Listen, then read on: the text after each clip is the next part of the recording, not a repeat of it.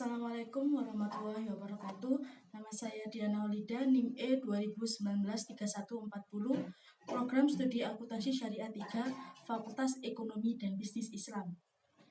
Baik, di sini saya akan mempresentasikan makalah yang sudah dibuat yang ditujukan oleh Bapak Dr. Abdul Wadud Nafis, LC-MEI, yang materi ke-6 yang berjudul Teori Tabungan dan Investasi dalam Ekonomi Islam. Baik, mari kita bahas kita bahas satu persatu. Yang pertama yaitu pengertian teori tabungan. Teori tabungan dalam konvensional. Tabungan adalah bagian dari pendapatan yang telah disimpan atau tidak dibelanjakan. Tabungan diwakili oleh S atau disebut juga selisih langsung antara pendapatan nasional dan konsumsi total atau S sama dengan Y min C. Persamaan di atas menunjukkan bahwa tabungan sama dengan pendapatan dikurangi konsumsi. Teori tabungan dalam Islam. Menurut definisi Najatullah Iddiki, the role of the state in the economy and Islamic perspective, List Islamic Foundation 1996. Menabung berarti pertama untuk tujuan preventif, sedangkan tabungan digunakan untuk investasi. Menurut Manzar Haf dan Umar Caprah, pengeluaran yang berlebihan dilarang, dan Al-Quran dan Sunnah juga sangat menumpuk tabungan. Tabungan Islam jelas merupakan hasil atau respon terhadap prinsip ekonomi Islam dan nilai moral Islam. Prinsip ekonomi Islam dan nilai moral Islam menunjukkan bahwa manusia harus hidup hemat daripada boros, karena Allah sangat mengutuk israf atau sampah dan tabzir atau pemborosan harta benda. Mereka mendorong anak dan cucu mereka untuk hidup dalam kondisi tidak miskin. Kemudian yaitu pengertian teori investasi. Teori investasi dalam konvensional. Singkatnya, investasi dapat didefinisikan sebagai peningkatan bersih dalam persediaan modal yang ada atau peningkatan persediaan per kapita yang ada. Istilah lain untuk investasi adalah akumulasi modal. Oleh karena itu, dalam ilmu ekonomi makro, pengertian investasi atau akumulasi modal berbeda dengan modal. Secara umum, investasi mengacu pada total investasi perusahaan, yaitu total nilai pasar dari bangunan dan peralatan tahan lama serta perubahan nilai persediaan atau persediaan perusahaan. Ada 3 bentuk pengeluaran investasi. Nah, yang pertama yaitu investasi tetap perusahaan. Artinya, pengeluaran investasi digunakan untuk membeli berbagai bentuk barang, yaitu mesin dan alat produksi lainnya, yang digunakan untuk mendirikan berbagai jenis industri dan perusahaan. Yang kedua yaitu investasi residensial. Ini digunakan untuk membangun biaya perumahan, gedung perkantoran, gedung pabrik, dan bangunan lainnya. Kemudian yaitu investasi persediaan. Artinya, pendapatan nasional dihitung pada akhir tahun berupa nilai tambahan persediaan komoditas yang belum terjual, bahan baku, dan komoditas yang masih berproduksi. Kemudian yaitu teori investasi dalam Islam. Teori investasi yang menggunakan metode ekonomi Islam tentunya berbeda dengan teori investasi tradisional. Perbedaannya, fungsi investasi dalam ekonomi tradisional dipengaruhi oleh suku bunga yang tentunya tidak berlaku untuk metode ekonomi Islam. Sementara itu, variabel tingkat keuntungan yang diharapkan ditentukan oleh karakteristik usaha pengusaha. Asumsi lain yang digunakan adalah yang pertama yaitu aset yang tidak digunakan akan didenda. Yang kedua, semua bentuk spekulasi dan perjudian dilarang. Kemudian tingkat bunga untuk semua jenis dana pinjaman adalah 0. Oleh karena itu, investor atau deposan muslim dapat memilih dari 3 opsi berikut untuk menggunakan dananya. Yang pertama yaitu pegang uang tunai. Yang kedua yaitu menyimpan dana dalam bentuk aset yang tidak menghasilkan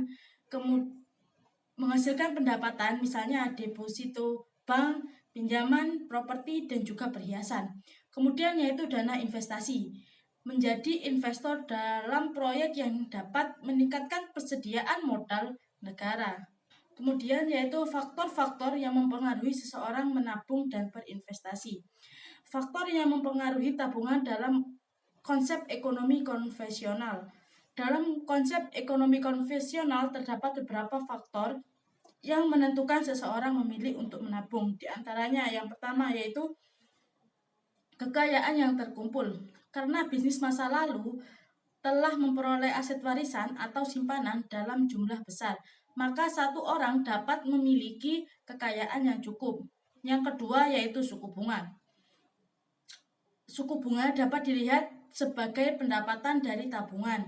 Ketika suku bunga tinggi, rumah tangga akan mendapatkan simpanan yang lebih banyak karena pendapatan mereka akan lebih banyak daripada simpanan. Kemudian yaitu yang ketiga, sikap berhemat. Orang yang berbeda memiliki sikap yang berbeda terhadap menabung dan berbelanja. Beberapa orang tidak suka berbelanja berlebihan dan lebih mementingkan menabung. Kemudian yang keempat adalah keadaan perekonomian. Dalam ekonomi yang berkembang pesat, jumlah pengangguran lebih sedikit dan orang cenderung lebih aktif mengkonsumsi. Mereka cenderung membelanjakan lebih banyak dan menabung lebih sedikit sekarang. Kemudian yang kelima yaitu distribusi pendapatan. Distribusi yang tidak merata dalam masyarakat akan menghasilkan lebih banyak tabungan. Dalam masyarakat seperti sekelompok kecil orang yang sangat kaya menikmati lebih banyak pendapatan nasional. Dan kelompok orang ini memiliki kecenderungan tinggi untuk menabung. Kemudian yaitu tersedia tidaknya dana pensiun yang mencukup. Skema pensiun beroperasi di berbagai negara dan beberapa negara memberikan pensiun yang tinggi bagi para lansia. Jika pendapatan pensiun besar, pekerja tidak akan mendapatkan insentif untuk menabung banyak selama masa kerja, yang akan meningkatkan tingkat konsumsi. Kemudian yaitu faktor menabung dalam konsep ekonomi Islam. Alokasi anggaran konsumsi seorang muslim akan mempengaruhi keputusan dalam menabung dan berinvestasi. Seseorang biasanya menabung sebagian dari penghasilannya untuk berbagai macam motivasi. Antara lain yang pertama yaitu waspada terhadap ketidakpastian di masa depan. Yang kedua, bersiaplah untuk pembelian barang konsumen di masa mendatang. Yang ketiga yaitu akumulasi kekayaan. Faktor investasi dalam konsep ekonomi konvensional. Dalam konsep ekonomi konvensional terdapat beberapa faktor yang menentukan seseorang untuk memilih melakukan investasi. Di antaranya, tingkat keuntungan yang diramalkan akan diperoleh dan suku bunga. Sekalipun suatu perusahaan memiliki tabungan yang cukup sehingga tidak perlu meminjam uang dari lembaga keuangan untuk berinvestasi yang cukup untuk melakukan kegiatan investasi. Pengusaha memiliki dua pilihan dalam menggunakan tabungannya, yaitu meminjamkan atau membayar bunga atau menggunakannya. Kemudian pembahasan yang kedua yaitu ramalan mengenai keadaan ekonomi di masa depan. Perkiraan menunjukkan bahwa kondisi ekonomi termasuk kondisi politik dan keamanan ke depan akan lebih baik, yaitu harga publik yang diperkirakan akan berkembang pesat, yang akan mendorong pertumbuhan investasi. Yang ketiga yaitu kemajuan teknologi. Secara umum, semakin banyak perkembangan teknologi, maka semakin sebanyak pula kegiatan pembaruan yang dilakukan pengusaha. Untuk melakukan reformasi, pengusaha harus membeli barang modal baru atau bangunan pabrik baru. Kemudian yang keempat adalah tingkat pendapatan nasional dan perubahannya. Tingkat pendapatan nasional yang tinggi akan meningkatkan pendapatan masyarakat. Selain itu, pendapatan masyarakat yang tinggi ini akan meningkatkan permintaan akan barang dan jasa. Kemudian yang kelima yaitu keuntungan yang diperoleh perusahaan. Perusahaan memperoleh dana investasi dari pinjaman atau tabungannya sendiri. Tabungan perusahaan terutama berasal dari keuntungan. Kemudian yaitu faktor investasi dalam Islam. Demikian pula sebagian orang menghabiskan sebagian besar anggarannya untuk investasi, yaitu berinvestasi di sektor produksi. Melalui investasi, seorang rela mengorbankan konsumsi saat ini untuk mendapatkan keuntungan di masa depan. Fungsi investasi metode ekonomi Islam pasti berbeda dengan metode ekonomi tradisional.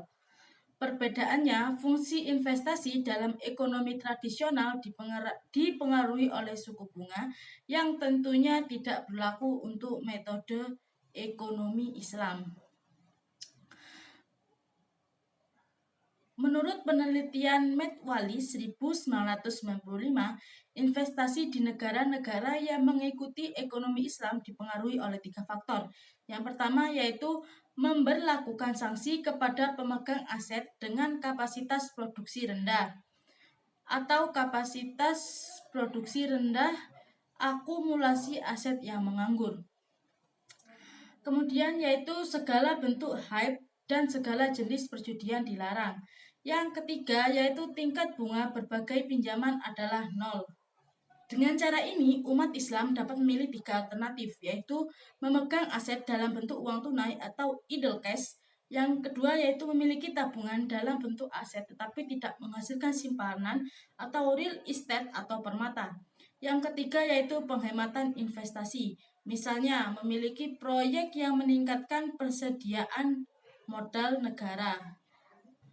Mungkin begitu saja yang bisa saya sampaikan mengenai presentasi makalah saya yang berjudul Teori Tabungan dan Investasi dalam Ekonomi Islam. Kurang lebihnya saya mohon maaf. Wassalamualaikum warahmatullahi wabarakatuh.